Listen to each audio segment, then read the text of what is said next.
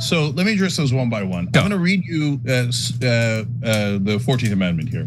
The validity of the public debt of the United States authorized by law shall not be questioned. Okay. So you called it a Hail Mary. If that's not clear enough, then words have no meaning. Okay. So, and not only that, Stephen, first of all, you don't have to do anything. You just simply keep doing what you're doing, let the Republicans, and say you're using the 14th Amendment, our debt shall not be questioned. The Republicans go to court, okay?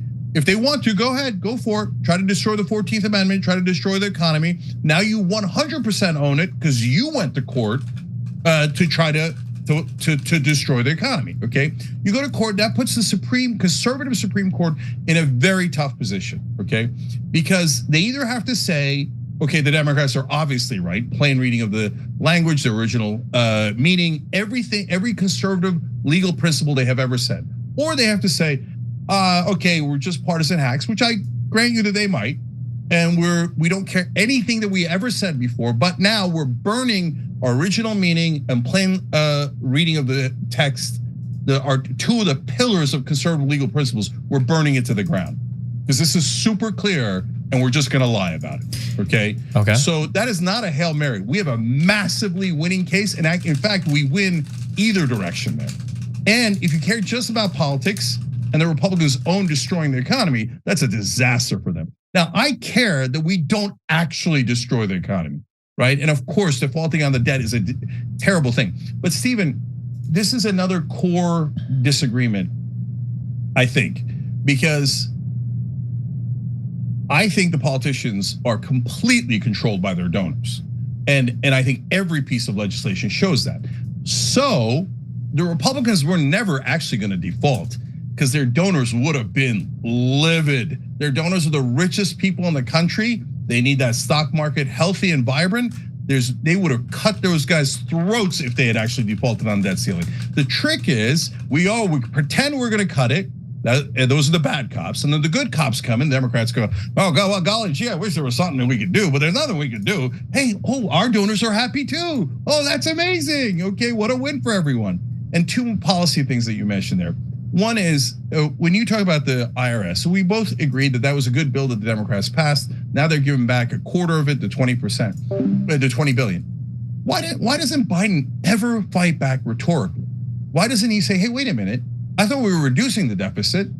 Taking away $20 billion from the IRS actually increases the deficit by approximately $120 billion. Because every nonpartisan organization that's looked at it says $1 spent at the IRS brings you $6 back in revenue for the government. So why doesn't he do a press conference my Republican friends, and he loves them, he always calls them his Republican friends. My Republican friends, I thought they cared about the debt. It turns out they want to destroy the debt in order to protect the rich. Because this is targeted at people making over $400,000, and they want to pile on debt just to protect the rich. I won't have it. I'm gonna fight for you. And he never does that because he doesn't believe that. And then last thing on this, pay-go on the executive side. We've talked about like 8 different things to give away. One of them is pay-go. And that means that if you do any executive action, I mean, they weren't gonna pass any bills anyway, but if you do any executive action, the only thing he's got left for the next 2 years, now you have to take away something if you're ever gonna spend money on anything. But that basically neuters the White House, the executive branch. Well, now, why did Biden throw that in? Because he wants to be neutered. That takes the pressure off. Then I could just run for president. You only care about myself. I wasn't gonna do anything in the next 2 years anyway. And it's nice and convenient for him. So Biden wins, the Republicans win, corporate media wins, we all get screwed. Okay, so something we're gonna send around this is like Biden wants this and the Democrats want this. I guess running through a couple of these, amendments are never as clear as like the words have crystal clear meaning, right? Like how many times have we fought over the wording of the Second Amendment? The right to bear arms shall not be infringed. What does it mean to have a well-regulated militia? What do the commas mean? How many times have we seen videos of like sovereign citizens quoting articles of independence and everything? Like the idea that like, well, the words are crystal clear, especially after we've just gotten out of a very, very, very complicated battle relating to Roe v. Wade and whether or not substantive due process or implied rights are even a real thing. I think think it's very cautious, or I think we should proceed with caution when we say something like, oh yeah, like the wording on this particular part of the Constitution is very clear. Therefore, we have no debt ceiling anymore, especially when we're doing such a massive divergence of what's already kind of been set as like a political norm. Not to say that that battle can't be won, but like if on one end we've got, okay, well, we can negotiate a little bit with the Republicans. They won the House anyway, and for the most part, we don't take too many big hits. Or on the other hand, we could gamble with the future of the world, but we're maybe are going to win. That just seems like such a clear-cut alternative. Like, probably just go with a negotiated position rather than, one, hoping that we win in court, or two, hoping that if we lose in court, the sitting president isn't blamed and the Republicans get blamed, which I don't even know if that helps us anyway, because it's not like the composition of the Supreme Court is going to change. And now all we've got is a country that can blame the Republicans for the fact that we've destroyed the world economy. It reminds me of the, there's like I think it's like 5 people are sitting in a post-apocalyptic wasteland, and they're like, man, we destroyed the whole world, but we sure did create some good short-term value for our shareholders for a brief period of time or whatever. It's like, yeah, I don't know if that's the kind of battle we want to be getting into. I mean, I understand the arguments for it, but man, in terms of like, why doesn't Biden fight back?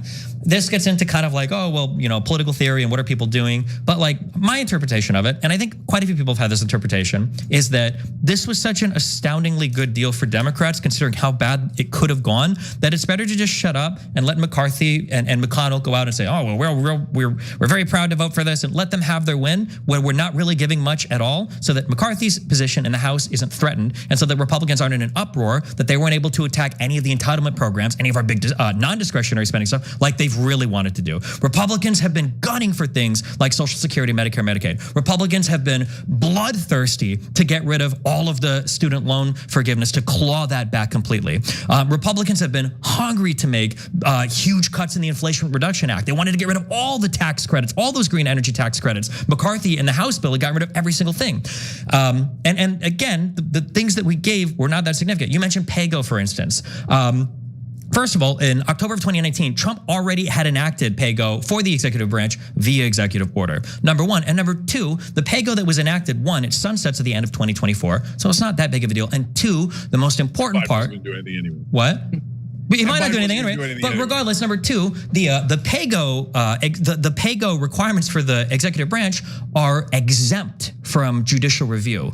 Line 17, 18, 19, no determination, finding, action, or omission under this title shall be subject to judicial review. So basically, Biden can say, listen, I'm doing this on EO because I have good reasons, trust me, and it's not like anybody can review it anyway. So again, I feel like this is one of those things where it's like, we gave it, and then some people, like you guys at the Young Turks and other people, are like, oh my God, this is a horrible thing the Democrats gave. But I think the reason why Biden and the Democrats are being quite honest, like, okay, listen, yeah, guys, the Republicans sure did win here, but at the end of the day, really all we lost was like the $20 billion over the next 3 years, I guess, for the IRS.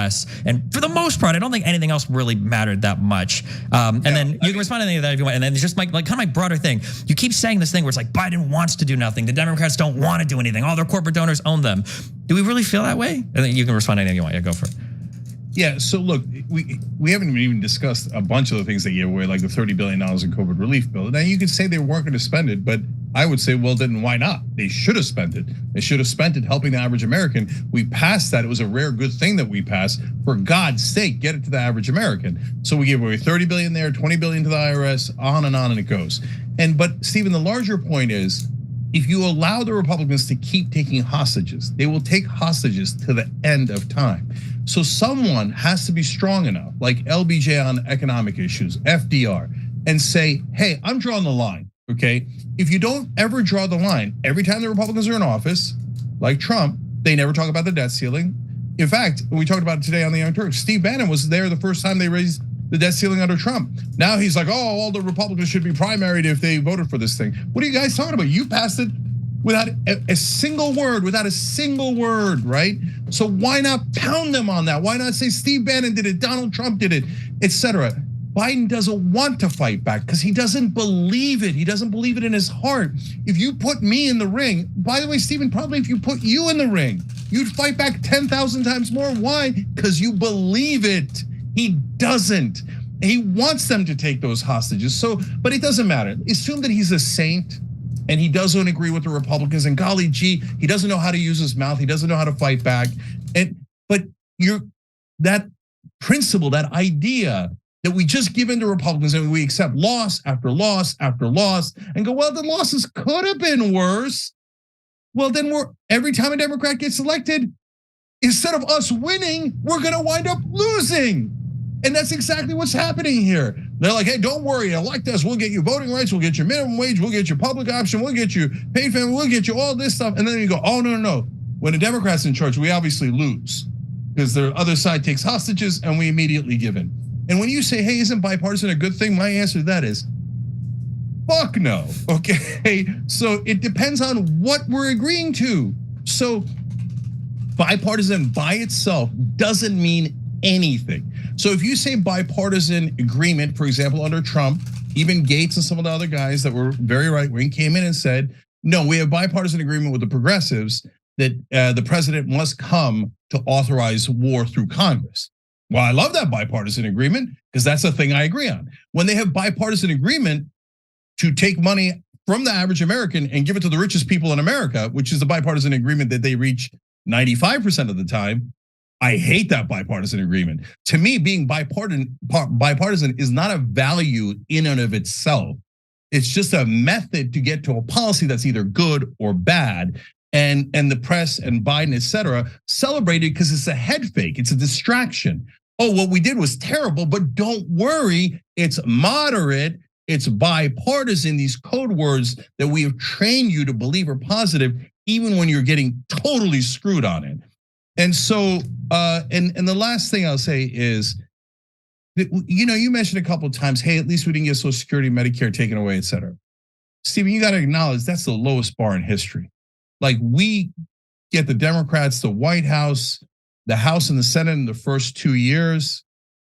And now, okay, we lost the House by a little bit. And now our bar is we didn't let the Republicans mutilate Social Security and Medicare. No, and plus you got to be honest. I don't mean you, I mean Biden and the Democrats. When you say one thing and then you get into office and you change your tune immediately. You go from I'm gonna do it on day one to oh, it can't be done. There's no way it can be done. Oh, you're lucky I didn't bleed out even more while I was in charge.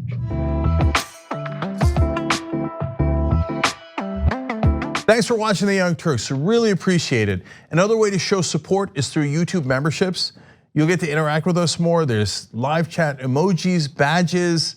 You've got emojis of me, Anna, John, JR. So those are super fun. But you also get playback of our exclusive member-only shows and specials right after they air. So all of that, all you gotta do is click that join button right underneath the video. Thank you.